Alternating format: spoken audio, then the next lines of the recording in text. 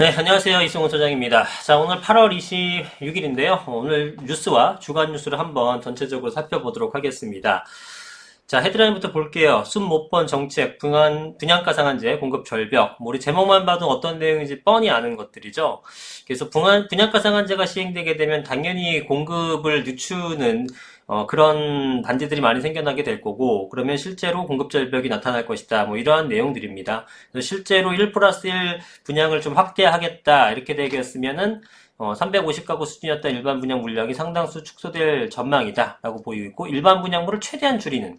예, 왜냐면 일반 분양분 늘려봤자 이것저것 다 뺏기고 수익이 안 남은 상황이니 일반 분양을 줄이고 조합원을 좀 더 크게 가져가든지 아니면 다른 형태로 해서 수익을 최대한 남기겠다라는 의도죠. 예, 그래서 지금 여기 보류지, 별 얘기가 다 나오네요. 보류지 물량 같은 것도 전체 가수 최대 1%까지 남겨놓을 수 있는데, 원래 이걸 보류지를 많이 남겨놓는 게 좋을 건 없죠. 빨리 팔아서 수익을 내야 되는데, 지금 최대한 남겨놓는 방안도 고려 중이다. 지금 뭐 아이디어 되게 막 팍팍 샘솟네요, 지금. 여러 가지로 지금 어쨌든 이런 모든 것들이 결과물은 뭐냐? 공급이 줄어드는 형태가 될 것입니다.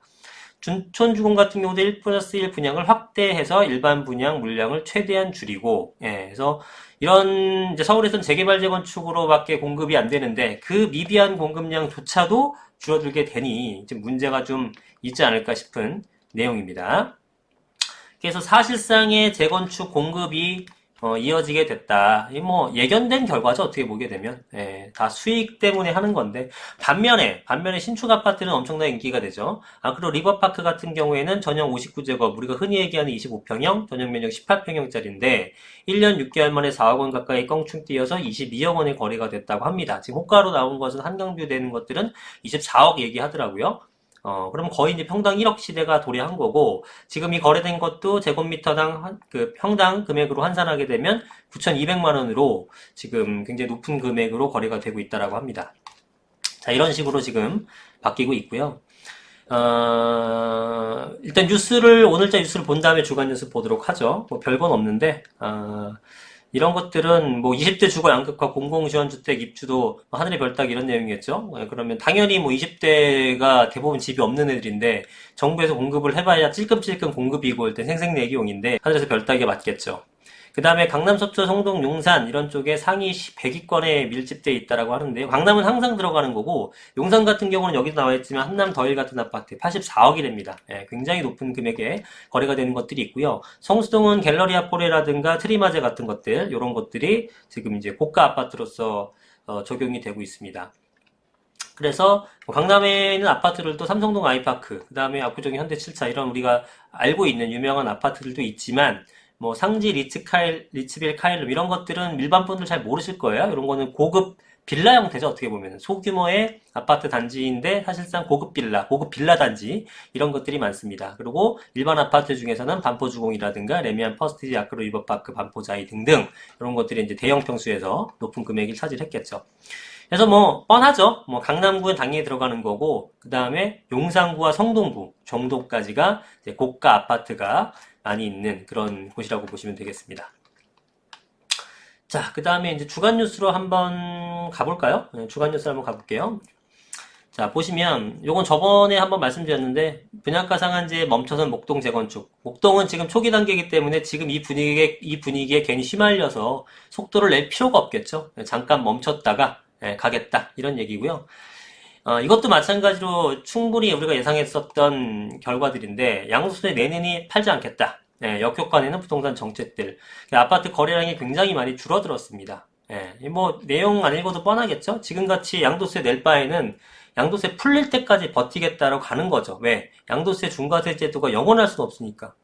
정책이라는 것은 정권이 바뀌면 얼마든지 바뀔 수 있고, 또 정책이 바뀌지 않아도 너무나 거래량이 움직임이 없어서 연관 산업까지 좀 다 피해를 입을 것 같으면 풀 수밖에 없게 되는 겁니다. 자, 이거 한번 볼게요. 슬그머니 나온 땅값 통제의 골머리. 이게 뭐냐면, 이건 약간 이제 내용이 있는 건데 여러분들이 잘 알아두셔야 될 게 뭐냐면, 자, 지금 그간 상한제 대상 지역의 택지가격 평가를 해당 지역의 지자체장이 지정한, 결국은 감정평가법인 2개 이상이 내서 그걸 산술 평균한 금액으로 한단 말입니다. 그런데 이제 어떻게 하냐면은, 감정평가법인이 책정한 가격이 적정한지를 감정원이 최종적으로 다시 체크를 해요. 그래서 적절하지 않다. 그럼 다시 산정해야 돼. 결국은 뭡니까? 결국은 감정평가법인 들러리고 감정원이 오케이 해야지만 되는 거예요. 허가 방식이죠. 평가를. 감정평가를. 그렇다면 당연히 정부가 이것도 주도권을 주겠다는 겁니다.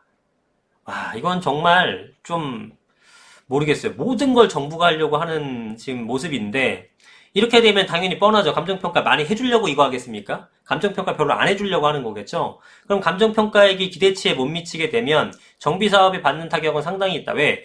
평가금액이, 민간평가금액이 하게 되면은 시장에 형성된 거래 사례가액 같은 걸로 한단 말이에요.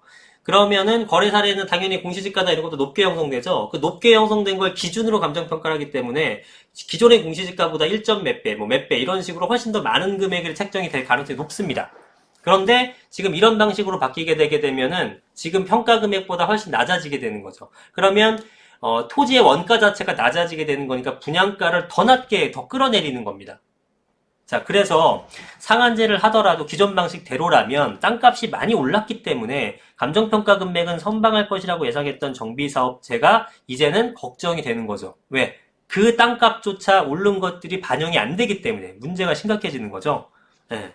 그래서 이렇게 되게 되면은 뭐 완전히 뭐 재개발도 멈추게 되는 겁니다. 예, 그러면은 뭐 재건축이고 재개발이고 공급이 나올 수가 없겠죠. 기존 아파트 빨리 사십시오. 지금 아파트 뭐 개포동에 있는 새 아파트나 이런 거 보니까 대치동 가격하고 거의 비슷합니다. 예, 뭐 몇 개월 사이에 또 몇 억이 또 올랐어요. 뭐 등뿐만 아니라 지금 새 아파트다 싶은 것들, 서울에 있는 새 아파트다 싶은 것들, 지금 이런 어떤 재건축에 대한 재개발에 대한 규제가 강화된 것이 몇 년 동안 더 이어질 가능성이 높기 때문에 새 아파트 잡으시면 좋을 것 같아요. 예, 뭐 이제 물량도 거의 없겠지만, 부르는 게 값이겠지만, 그 금액에 잡으셔도 제가 볼 땐 좋은 선택이 아닐까라고 싶을 정도로 지금 기존의 아파트, 그러니까 재건축, 재개발에 대해서 굉장히 지금 강한 그 정책이 쏟아지고 있습니다. 분양가 상한제로 하게 되면 뻔하죠. 분양가 내려가지만 대신 분양가 내려갔기 때문에 경쟁률이 얼마나 심하겠습니까? 뭐 청약 전략 어떻게 짜자 나와야 되는데 뭐 청약 전략이고 뭐가 없습니다. 청약 가점 뭐 거의 100% 국민주택 규모 이는 100% 그 가점제이기 때문에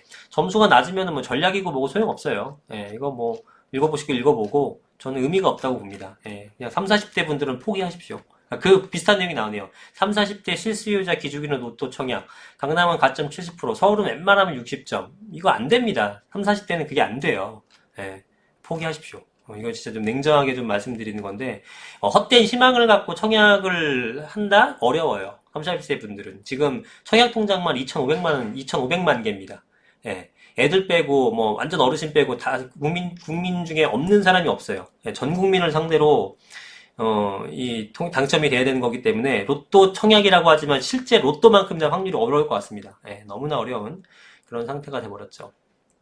재건축 시장은 하락을 했죠. 뭐 지금까지 이 정도까지 하는데 하락 안 하는 것도 웃기죠. 예, 하락을 했다라는 내용이고 좌충우돌 김현미 상한제가 모두에게 혜택 뭐 이런 식으로 국회에서 발언을 했나 봐요.